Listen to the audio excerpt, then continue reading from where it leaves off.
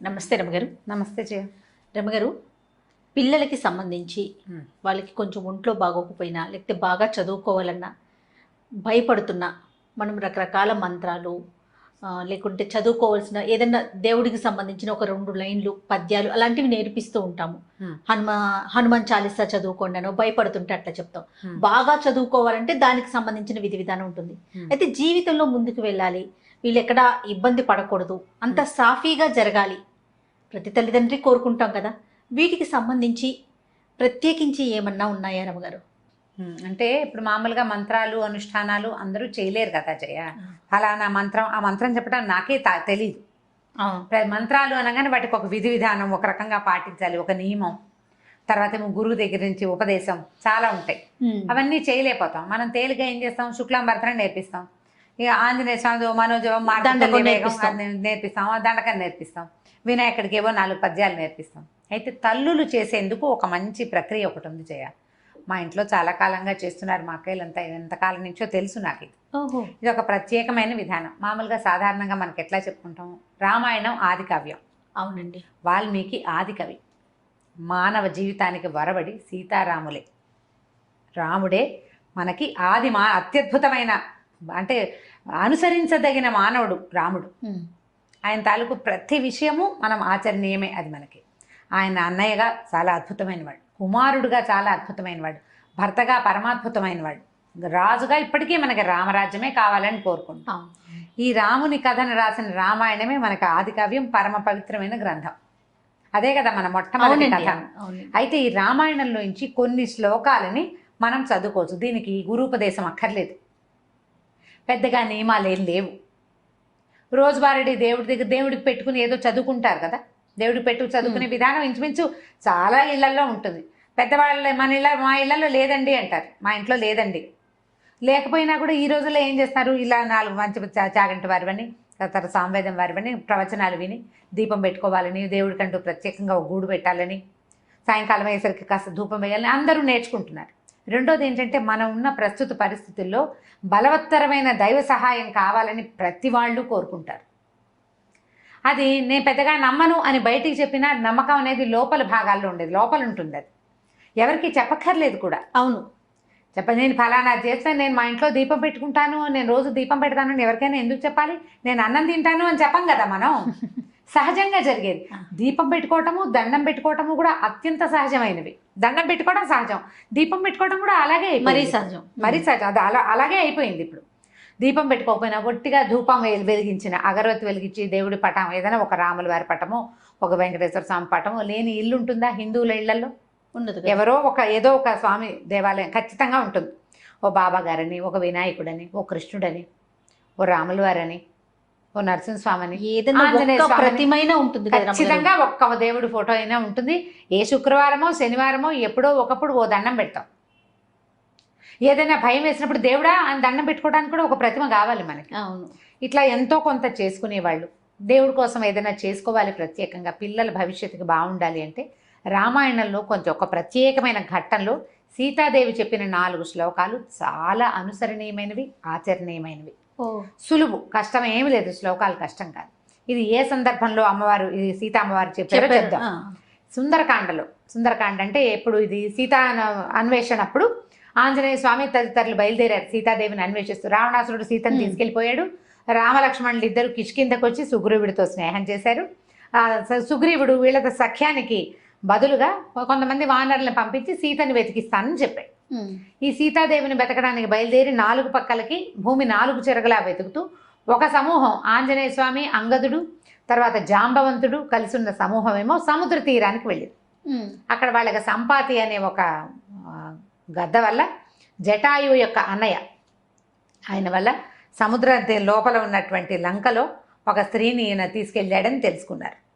అక్కడి నుంచి ఏం చేశాడు ఆంజనేయ స్వామి, మిగిలిన వాళ్ళంతా మేము ఇది దూకగలము, దాటగలము అని ఒక్కొక్కళ్ళు చెప్తున్నారు. మేము ఇంత దూరం వెళ్ళగలం, సముద్రాన్ని దాటగలం ఒక గంతులో అంటే. ఆంజనేయ స్వామి నిశ్శబ్దంగా కూర్చున్నారు. కూర్చుంటే ఈయన జాంబవంతుడు ఏం చెప్పాడంటే, మనందరికంటే కూడా ఎక్కువ శక్తిశాలి ఆంజనేయుడు, నువ్వు వెళ్ళగలవు అని. ఈయనకి ఈ కిష్కింద కాండలోనే ఇదంతా ఉంటుంది. సుందరకాండ స్టార్టింగ్ ఏంటంటే, ఆంజనేయ స్వామి తన శక్తిని జ్ఞాపకం చేసుకుని ఇక్కడి నుంచి ఎగిరి లంకానగర ప్రవేశం చేయటం. పూర్తిగా ఆంజనేయ స్వామి యొక్క తెలివితేటలు, ఆయన గొప్ప, ఆయన శక్తియుక్తులు, ఆయన యొక్క ఎంత ప్రభావాతిశయాలు కలిగిన వాడు, అవన్నీ కూడా మనకు సుందరకాండలో కనపడతాయి. ఈయన అక్కడికి వెళ్ళాడు, సముద్ర లంఘనం చేశాడు, లంకిణిని పడగొట్టాడు. అశోకవనంలో సీతాదేవిని చూసి ఇప్పుడు రాజును చూడాలి, ఈ లంకకి రాజు ఎవడో అతన్ని కలుసుకోవడం కోసం అశోకవనాన్ని ధ్వంసం చేసేసాడు. వాళ్ళు పట్టుకున్నారు. వచ్చిన వాళ్ళని కొంతమందిని సంహరించేశాడు. అక్షకుమారిని సంహరించి బ్రహ్మాస్త్రానికి కట్టుబడి, అది కూడా కేవలం బ్రహ్మయందు గౌరవం వల్ల, అంతేగాని బ్రహ్మాస్త్రాన్ని కూడా ఆయన కట్టుబడ్డు. ఆయన ప్రధాన లక్ష్యం ఏంటి? రాజును చూడాలి. బ్రహ్మాస్త్రానికి తల ఒగ్గి వెళ్ళాడు. వెళ్ళిన తర్వాత ఇది చెప్పాడు, మీ సీతాదేవిని మాకు ఇచ్చేసేయి అని. రావణాసురుడు ఒప్పుకోవాలి, చంపేయమన్నాడు. అయితే దూతోనవత్స్య అని చెప్పాడు విభీషణ్. దూతను చంపకూడదు అంటే నిజం, చంపకూడదు. అయితే ఇది వచ్చింది దూత మానవుడు కాదు, వానరం. వానరానికి ప్రధానమైనది ఏమిటి? తోక. ఆ వాలానికి నిప్పంటించండి, దీని రోగం కుదురుతుందన్నాడు ఆయన. ఈ వచ్చిన ఆంజనేయుణ్ణి ఒకడు సముద్రం మొత్తాన్ని లంఘించి 100 యోజనాలు దాటగలిగిన వానరం సామాన్యమైనది కాదన్న ఇంగితం పడలేదు రావణాసురుడు. వ్యామోహం అలాంటిది. వ్యామోహం, తన శక్తి మీద ఆయనకున్న అపారమైన విశ్వాసం, నమ్మకం, దాంతో తోకకి నిప్పంటించారు. ఈయన ఏం చేశాడు? తన తోకకి నిప్పంటితే ఊరుకోకుండా లంకకి నిప్పంటించాడు.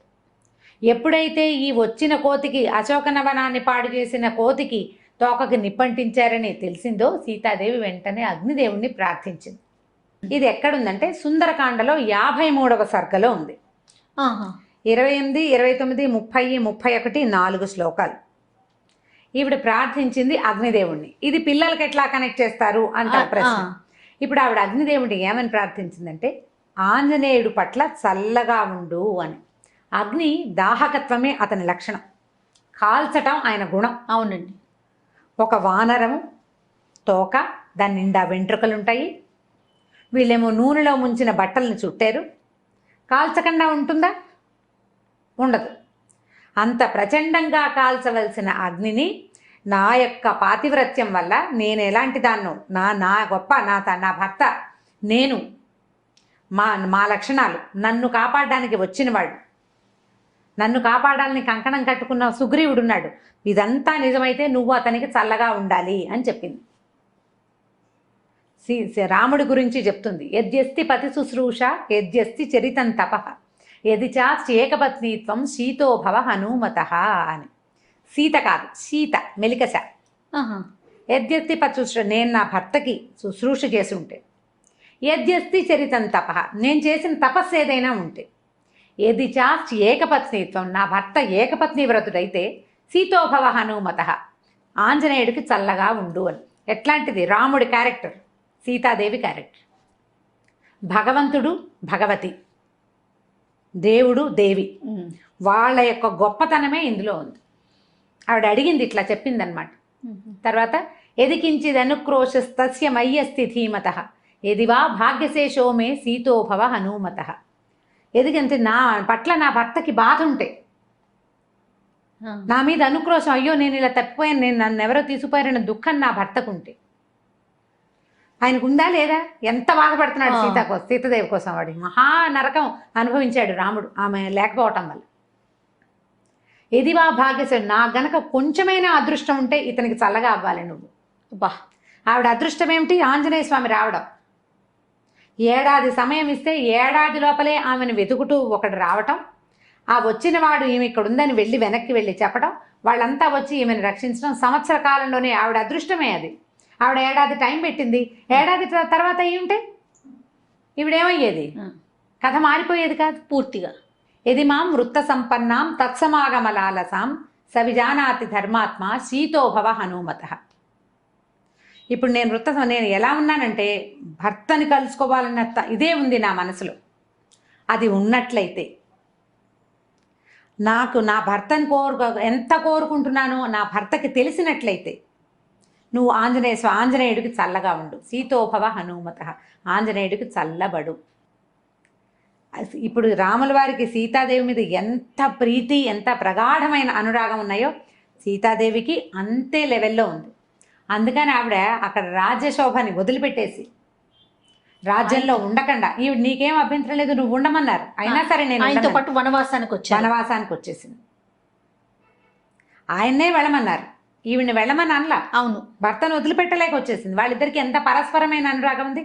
ఈ దేవీ దేవతలకు ఉన్న పరస్పరమైన అనురాగం ఒక భార్యాభర్తల మధ్య ఉన్న ప్రగాఢమైన అనురాగానికి గుర్తు అనమాట, ప్రతీక. దాని ప్రతీక. అదే చెప్తుంది.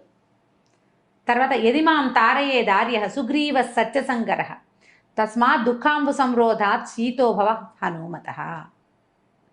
నా దుఃఖం ఆగడానికి నన్ను కాపాడాలని సత్యసంధుడైన సుగ్రీవుడు ప్రయత్నిస్తూ ఉంటే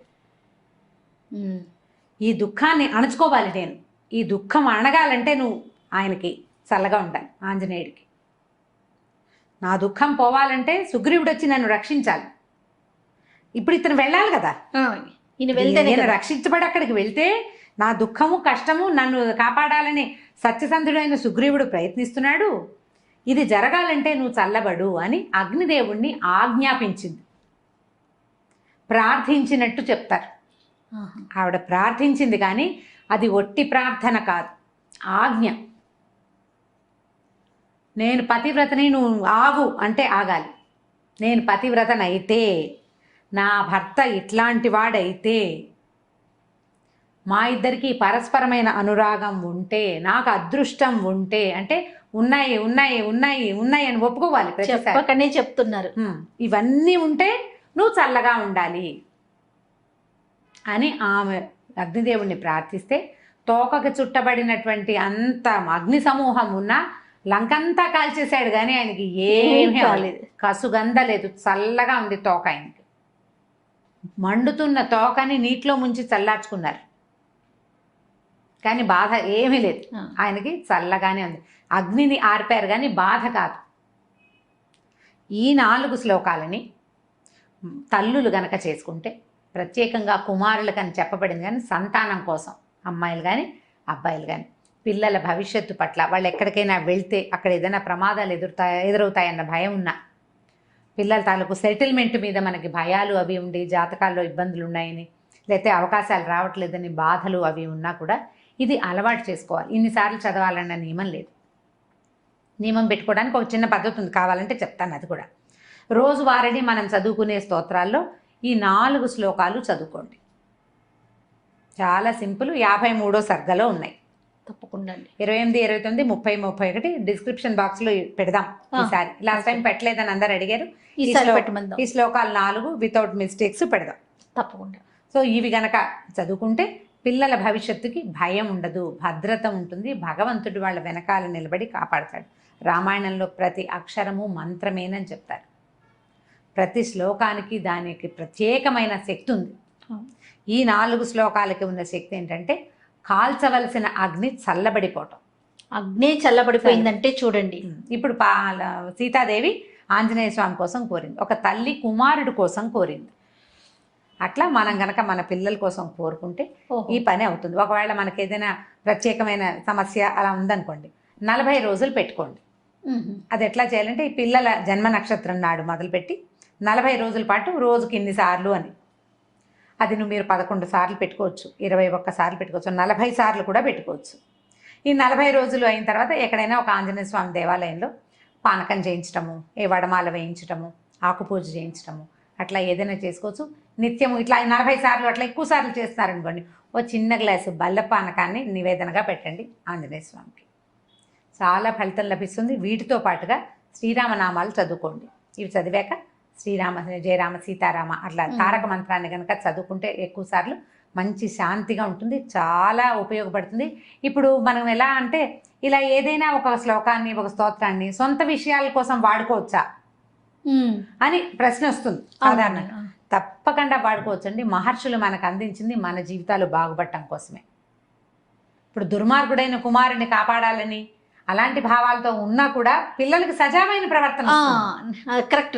వాడు దుర్మార్గుడు, వాడు ఏదో చెడ్డ పని చేశాడు, వాడు రక్షించబడాలి, వాడు జైలు అయిపోకూడదు, ఏదో దొరికిపోకూడదు అని భావించి మీరు చదువుకుంటున్నారు అనుకోండి, అది కూడా తల్లుల ఇంటెన్షన్ ఏంటి, నా పిల్లాడు బాగుండాలని.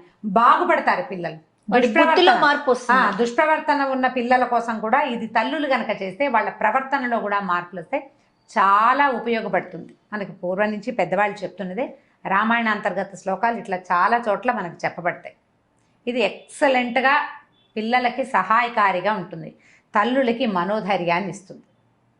ఆలోచించి చేసుకోండి నిదానంగా. చాలా అద్భుతమైన విషయం చెప్పారు రమ్మగారు. హ్మ్. నమస్తే. నమస్తే చెయ్యి.